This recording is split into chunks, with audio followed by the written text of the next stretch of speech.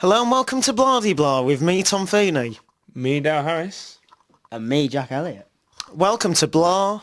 D. Blah. And well, this week we're in another location and this week's main topic is football. That's the name of the game. And Dale Harris, which match are you focusing on today? Well, I focused on this evening's friendly between Sweden and England at Sweden's new national stadium. The match finished 4-2 with all four of Sweden's goals coming from Zlatan Ibrahimovic. England took a 2-1 lead into half-time, but Sweden fought back second half, and I think it's a pretty close game. But maybe fitting they got the win inside the new stadium, and the last goal in particular from Ibrahimovic was really a touch of class. It was unbelievable, where even the England fans were applauding. So, lad, what did you make of the match? Yeah, I thought it was a really competitive game and a good chance for Roy Hodgson to give a few of the youngsters their debuts. Wilfried Zaha, Raheem Sterling, Carl Jenkinson. It gave them lads. I think Jenkinson and Zaha got 10 minutes. Sterling got the whole 90, which I think can only help him. And it was a case. It was a case of England deserving. In my opinion, from the performance, although Sweden did, score 4 and England scored 2, I think actually in terms of possession and in terms of actually chances created, I thought England deserved the win. Well, second half they did.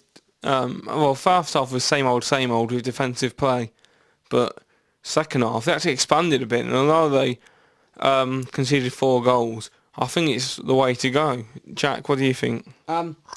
Just moving away slightly from England, it's just come through on RTE that David Healy has grabbed a late equaliser at Windsor Park from a free kick. What are your thoughts on that? Because it was really looking like Northern Ireland were going to have an embarrassing home defeat. Well, I'm glad that the goal has gone in for Michael O'Neill, because I think he's under just a little bit of pressure. He got a good point against Portugal.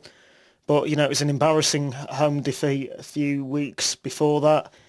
And then, I'm glad that he scored. But I think with the players at his disposal, I think he's got a very tough job on his hands. I'm not sure what the expectations are for lots of Northern Ireland, but I think it's just, I'm not sure they could get him to replace him, is what I'm trying to say. Tom, you focused on another match this evening. Yeah, I focused on the Republic of Ireland against Greece, and Giovanni Trapattoni under, substantial pressure going into this game, unfortunately. And, well, it was the latest score the last time I checked. Jack, have you got the latest score? Oh, the internet stopped working. Well, it was 1-0 Greece taking the lead thanks to a wonder goal. And, I think for Ireland, though, the big thing was, let's give some youth a chance. And, we gave Robbie Brady a chance on the left wing, which, I can only see positives in. He's gone back to Hull on loan for the rest of the season because Sir Alex Ferguson said he deserves more game time. And, I think that's a massive positive, because I think Brady's the future of the Republic of Ireland. Well, hopefully, despite the result, I hope that the Irish fans get off Trapattoni's back, though, because I think, although some results haven't gone their way recently, they're in with a great chance of reaching the World Cup, which they should have done 4 years ago, in all fairness. So I think they should stick with him until the end of qualifying. Jack, what do you make of Ireland tonight and in general? In general, I think they should stick with Trapattoni. I can understand why he's been under pressure, but did qualify for the Euros. I think that they've got some good young players coming through. But Tom, I know you'd like to talk a bit more about that. So. Well, I think in terms of Trapattoni, I was really disappointed with the tactics he put out against Germany. I thought that we were really poor against Germany, but I'm looking back at it. Germany dropped 2 points against Sweden. They conceded, a last-minute goal. They were 4-0 up, and you know, I really think Ireland have got a chance to get second spot because, you know, the only game that I don't see us, you know, really having a chance is the game against Sweden away. I think we can, and Germany away, of course. But I think apart from that, I think, you know, the rest are winnable. We can beat Sweden at home and Austria. I think we can beat Austria away as well. Well, the only trouble is with that is that Sweden did get that point away at Germany, and that point could be crucial, and that could be the difference. Also, you've got the goal difference that comes into play, so it will be interesting to see at the end of qualifying. Moving slightly away from football now, Jack, what have you got for us this week? Well, my main story is going to be tomorrow. It's the police commissioner elections coming up now.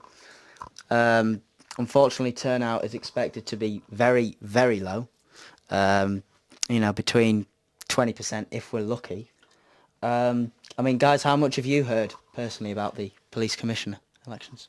Well, actually, last year I covered it for a university project, and so I did you know, read a lot about it and speak to quite a few senior members, and they're all it's very controversial. The people in the original police authority obviously didn't like the idea, so it'd be interesting to see what the turnout will be and what the following actions will be following the elections. Tom, what are your thoughts?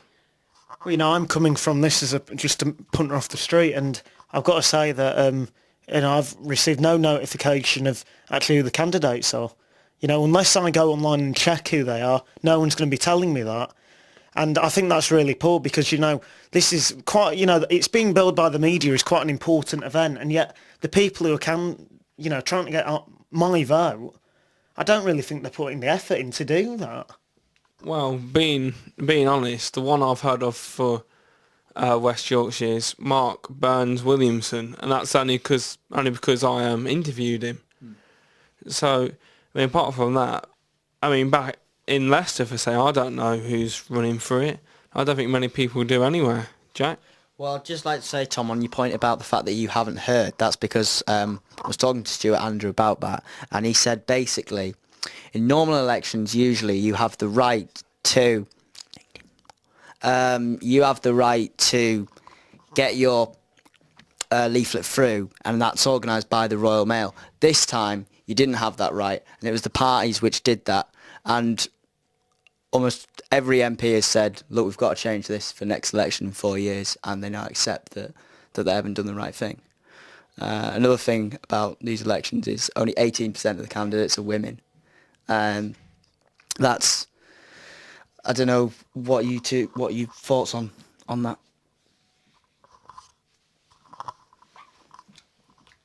Well, Jack, you know, I think that's an interesting point, and you know, I think that you should elaborate on what you just said. Only 18% of the candidates in the police commissioner elections are going to be. Sorry, I've got a bit of a throat infection.